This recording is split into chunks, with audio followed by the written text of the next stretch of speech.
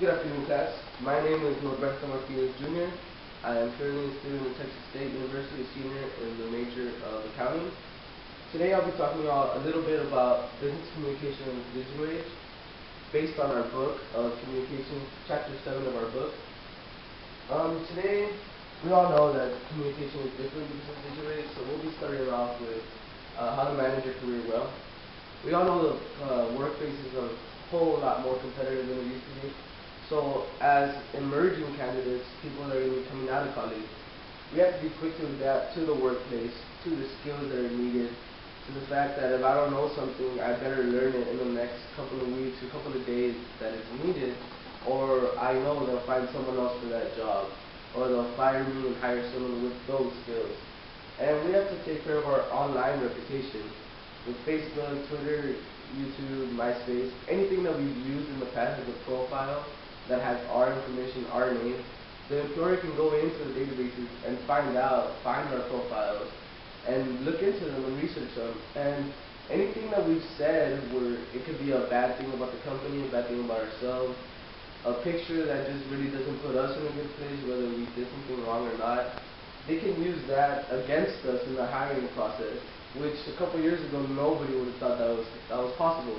None of that was taken into consideration when you would hire someone, but nowadays the online reputation does. So we have to be more careful with our profiles and what we post, what we don't post, what we say. Succeeding in a volatile competitive job market. The NACE conducted an experiment searching for the perfect job candidate in a gloomy economy. This perfect candidate must meet the employer's criteria, whether it be required major, required coursework, required GPA. 70% in this study, 70% of employers say that they don't look at anybody that has lower than a 3.0 GPA in certain companies, depending on the job, of course.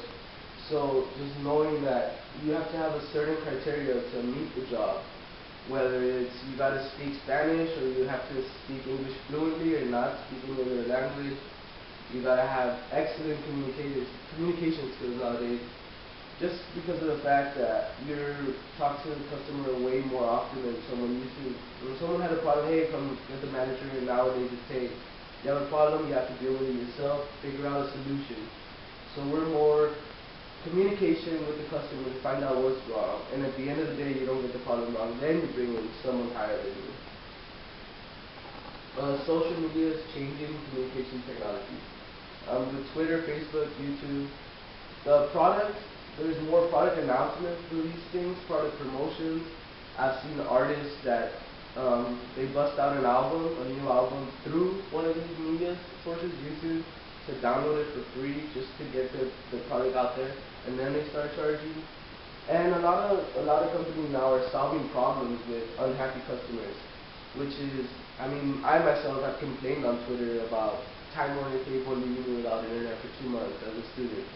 Right away, they came in, they direct messaged me on Twitter saying what was my address, what was my problem. A day later, a technician came in, he solved the problem, and every 2 days, Twitter, I was getting notifications from them asking if everything was okay. Companies are using these more because of unhappy customers. They don't want to hold grudges. The big one here is airlines. Airlines have done this a lot, where customers complain about the wait line or delayed flights.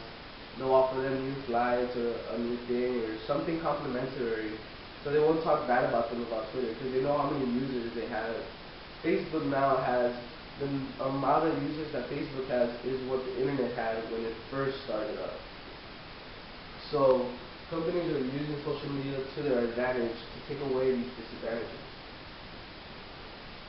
Anytime, anywhere, 24/7, 365 days. With our technology advancement, with laptops, tablets, smartphones, I mean, we have to be accessible no matter what now. Whether it be at 2 in the morning, 2 in the afternoon, during lunchtime, someone texts you, emails you.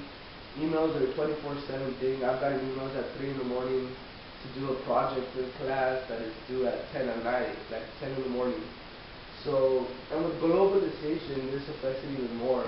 If you work for a firm that is based off in Japan, you may be asleep, but Japan is emailing you saying, hey, I need this done by today.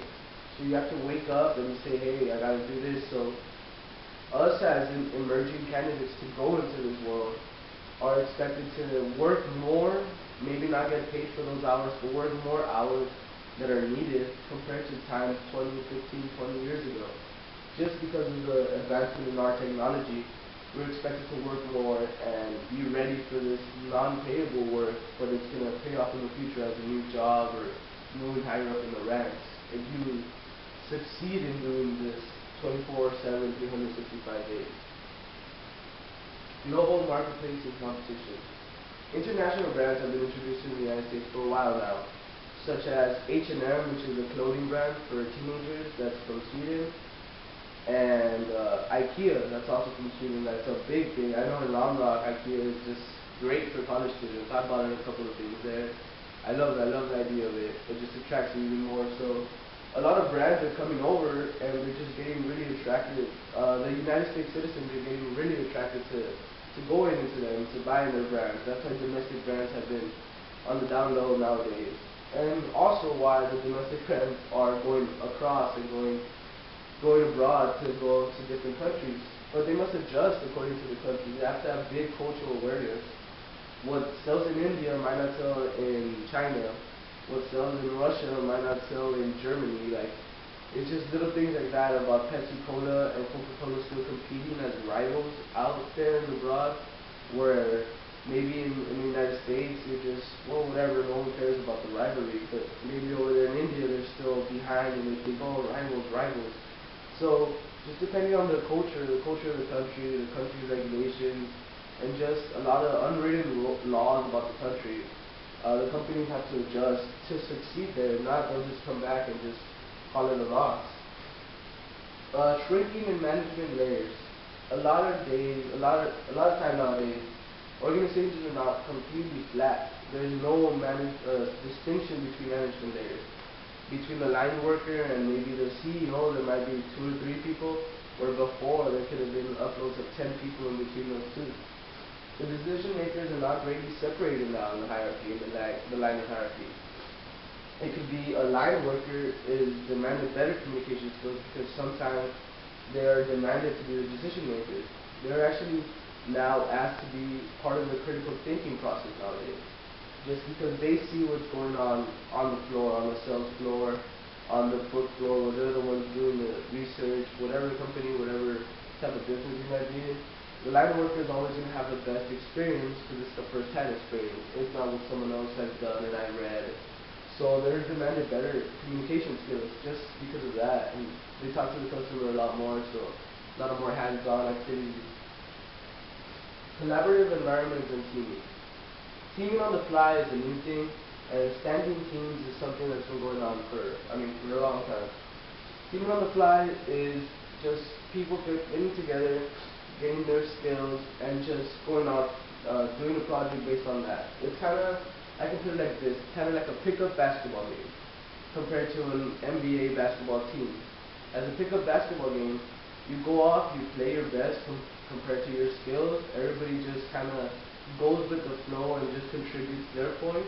And as an NBA basketball team, you have plays that you've been running for months now, for years. You've been playing for a long time. So that's kind of like the differentiate, where teaming on the fly is pick a basketball team and standing teams are NBA basketball teams. So now hiring a lot of temporary job-specific employees, where they tell you, hey, you have this job, you're hired for this, you do it well, we could possibly hire you for the next job, or we could possibly not, and we'll just keep you in mind. You do it bad, you'll do our job, but then we'll probably never hire you again.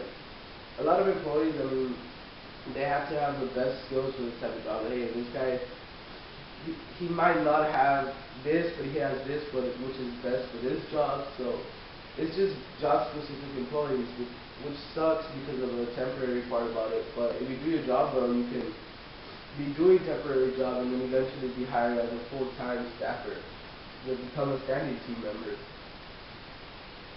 The growing workforce diversity. The white non-Hispanic population has dropped, is expected to drop. Right now the population is at 70% white non-Hispanic. By 2020 it's supposed to be dropping to 60%.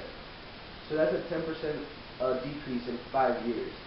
as a great decrease in the workforce. It just says that a lot of different races are coming up and being influential in the workforce. Women are a minority in the business world.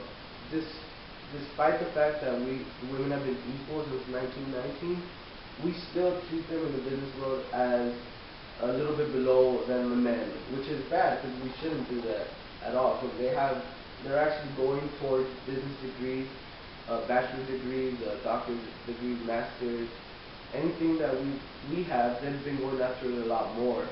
So there's been a lot of influential women in the business world, but not as many as the men, and they're not taken as seriously as a man boss would be if you had a woman boss.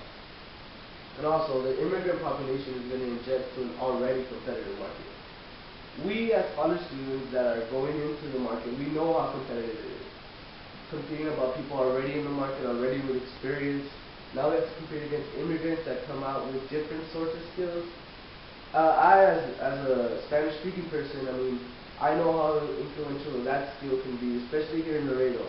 In Laredo, Texas, if you speak Spanish and another candidate doesn't speak Spanish, we know that the Spanish-speaking candidate is most probably going to get hired 99% of the time, because we know what we need in the city and in the workforce.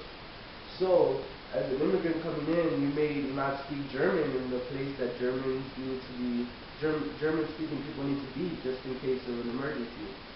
So, I mean, already competing with people with experience and people with everything else, we know that it's going to be hard, but we have to acquire skills and be quick to adapt to be able to be in the workforce and not be unemployed. And that's the end of my slideshow. Any questions? Thank you.